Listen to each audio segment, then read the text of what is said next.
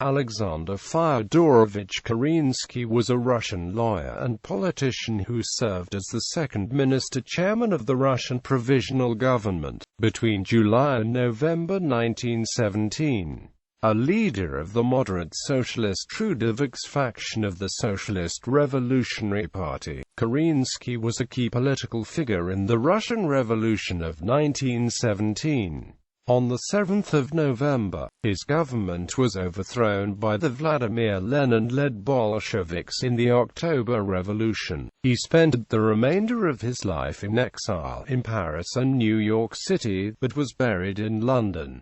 Early life and activism. Alexander Kerensky was born in Simbirsk on the Volga River on 4 May 1881. His father, Fyodor Kerensky, was a teacher and director of the local gymnasium and was later promoted to inspector of public schools. His mother, Nadezhda's father, was head of the topographical bureau of the Kazan military district, and her mother, also named Nadezhda, was the daughter of a former serf who through hard work had been able to purchase his freedom before serfdom was abolished in 1861. He subsequently embarked upon a mercantile career, in which he prospered, allowing to move his business to Moscow, where he continued his success, becoming a wealthy Moscow merchant. Kerensky's father was the teacher of Vladimir Ulyanov, and members of the Kerensky and Ulyanov families were friends. In 1889, when Kerensky was 8, the family moved to Tashkent, where his father had been appointed the main inspector of public schools. Alexander graduated with honors in 1899.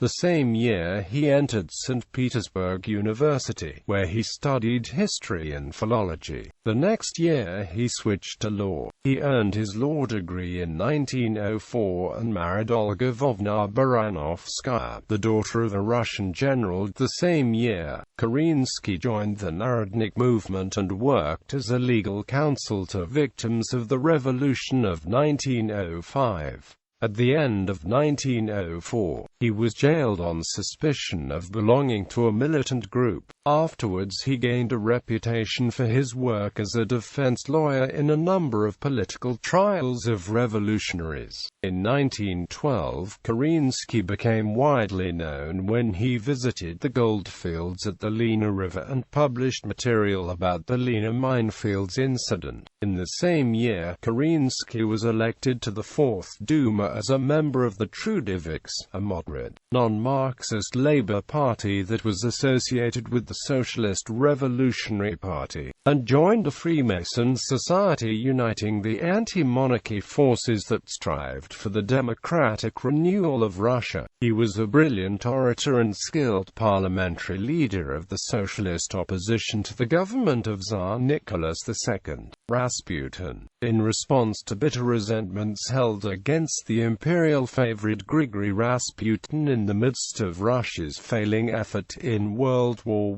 I, Kerensky, at the opening of the Duma on the 2nd of November 1916, called the imperial ministers hired assassins and cowards, and alleged that they were guided by the contemptible Grishka Rasputin. Grand Duke Nikolai Mikhailovich, Prince Lvov and General Mikhail Alexeyev attempted to persuade the Emperor Nicholas II to send away the Empress Alexandra Fyodorovna, Rasputin's steadfast patron, either to the Livadia Palace in Yalta or to England. Mikhail Rodzianko, the wife of Rasputin's murderer Zinaida Yusupova, Alexandra's sister Elizabeth, Grand Duchess Victoria and the Empress's mother-in-law Maria Fyodorovna also tried to influence and pressure the imperial couple to remove Rasputin from his position of influence within the imperial household, but without success. According to Kerensky, Rasputin had terrorized the Empress by threatening to return to his native village. Rasputin was murdered in December 1916 by Felix Yusupov and buried in the imperial residence of Tsarskoye Selo. Shortly after the February Revolution of 1917, a group of soldiers were ordered by Kerensky to rebury the corpse at an unmarked spot in the country countryside. But the truck broke down and was forced to stop because of the snow on Lesno Road outside of St. Petersburg. February Revolution of 1917. When the February Revolution broke out in 1917, Kerensky was one of its most prominent leaders. He was a member of the Provisional Committee of the State Duma and was elected vice-chairman of the Petrograd Soviet. Simultaneously, he became the first Minister of Justice in the newly formed Russian Provisional Government. When the Soviet passed a resolution prohibiting its leaders from joining the government, Kerensky delivered a stirring speech at a Soviet meeting. Although the decision was never formalized, he was granted a de facto exemption and continued acting in both capacities. After the first government crisis over Pavel Milyagov's secret note recommitting Russia to its original war aims on 2–4 May, Kerensky became the Minister of War and the dominant figure in the newly formed Socialist Liberal Coalition government. On the 10th of May, Kerensky started for the front and visited one division after another, urging the men to do their duty. His speeches were impressive and convincing for the moment, but had little lasting effect. Under Allied pressure to continue the war, he launched what became known as the Kerensky Offensive against the Austro-Hungarian German South Army on the 17th of June. At first successful, the offensive was soon stopped and then thrown back by a strong counterattack. The Russian army suffered heavy losses, and it was clear from the many incidents of desertion, sabotage, and mutiny that the army was no longer willing to attack. Kerensky was heavily criticized by the military for his liberal policies, which included stripping officers of their mandates and handing over control to revolutionary-inclined soldier committees, instead, the abolition of the death penalty, and allowing revolutionary agitators to be present at the front. Many officers jokingly referred to Commander-in-Chief Kerensky as Persuader-in-Chief. On the 2nd of July 1917, the First Coalition collapsed over the question of Ukraine's autonomy. Following the July days' unrest in Petrograd and suppression of the Bolsheviks, Kerensky succeeded Prince Lvov as Russia's prime minister. Following the Kornilov affair, an attempted military coup d'etat at the end of August, and the resignation of the other ministers, he appointed himself Supreme Commander-in-Chief as well. Kerensky's next move, on the 15th of September, was to proclaim Russia a republic, which was contrary to the non-socialists' understanding that the provisional government should hold power only until a constituent assembly should meet to decide Russia's form of government, but which was in line with the long-proclaimed aim of the Socialist Revolutionary Party. He formed a 5-member directorate which consisted of himself, Minister of Foreign Affairs Mikhail Tereshchenko, Minister of War General Verkhovsky, Minister of the Navy Admiral Dmitry Verdrevsky, and Minister of Post and Telegraph Nikitin. He retained his post in the final coalition government in October 1917 until it was overthrown by the Bolsheviks. Kerensky's major challenge was that Russia was exhausted after 3 years of its participation in World War I, while the provisional government offered little motivation for a victory outside of continuing Russia's obligations towards its allies.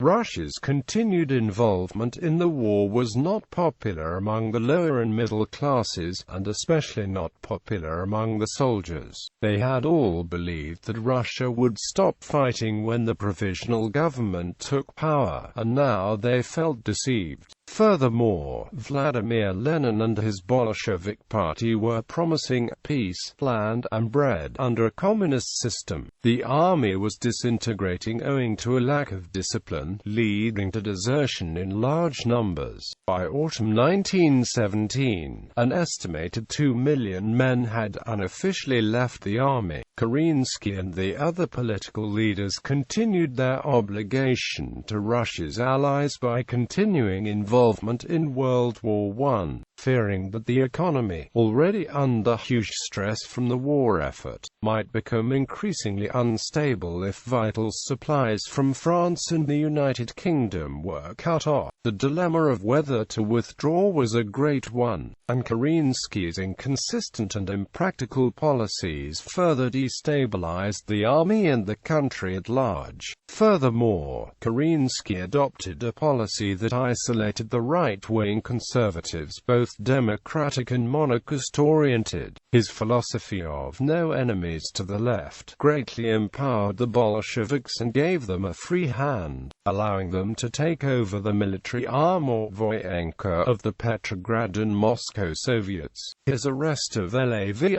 Kornilov and other officers left him without strong allies against the Bolsheviks, who ended up being Kerensky's strongest and most determined adversaries, as opposed to the right wing, which evolved into the White Movement. October Revolution of 1917. During the Kornilov affair, Kerensky had distributed arms to the Petrograd workers, and by November most of these armed workers had gone over to the Bolsheviks. On 6–7 November 1917, the Bolsheviks launched the Second Russian Revolution of the year. Kerensky's government in Petrograd had almost no support in the city. Only one small force of subdivision of the 2nd Company of the 1st Petrograd Women's Battalion, also known as the Women's Death Battalion, was willing to fight for the government against the Bolsheviks, but this force was overwhelmed by the numerically superior pro-Bolshevik forces and defeated and captured. It took less than 20 hours before the Bolsheviks had taken over the government. Kerensky escaped the Bolsheviks and fled to Pskov, where he rallied some loyal troops for an attempt to retake the city. His troops managed to capture Tsarskoye Selo, but were beaten the next day at Pulkovo. Kerensky narrowly escaped, and he spent the next few weeks in hiding before fleeing the country, eventually arriving in France. During the Russian Civil War he supported neither side, as he opposed both the Bolshevik regime and the White Movement. Life in exile. Kerensky lived in Paris until 1940, engaged in the endless splits and quarrels of the exiled Russian politicians. In 1939, Kerensky married the former Australian journalist Lydia Nell Triton. When Germany invaded France in 1940, they emigrated to the United States. When his wife became terminally ill in 1945, Kerensky traveled with her to Brisbane, Australia, and lived there with her family. She suffered a stroke in February 1946, and he remained there until her death on the 10th of April 1946. Kerensky returned to the United States, where he spent the rest of his life.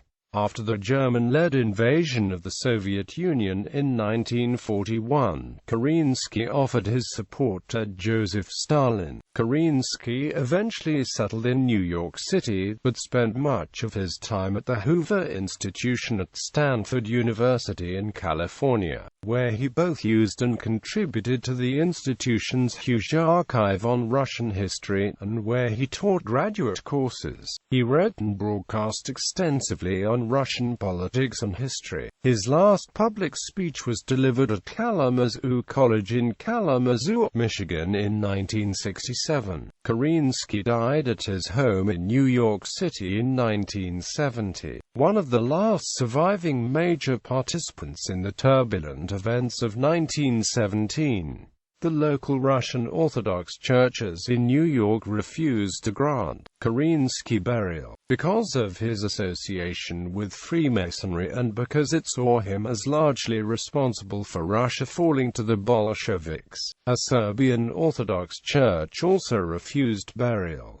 Kerensky's body was flown to London, where he was buried at Putney Vale's non-denominational cemetery. Personal life. Kerensky was married to Olga Lvovna Baranovskaya, and they had two sons, Oleg and Gleb, who both went on to become engineers. Kerensky and Olga were divorced in 1939, and soon after he married Lydia Ellen Triton. His grandson Oleg Jr. played him in the 1981 film Reds. Works: The Prelude to Bolshevism. ISBN 0838314228. The Catastrophe. A Crucifixion of Liberty. Russia and History's Turning Point.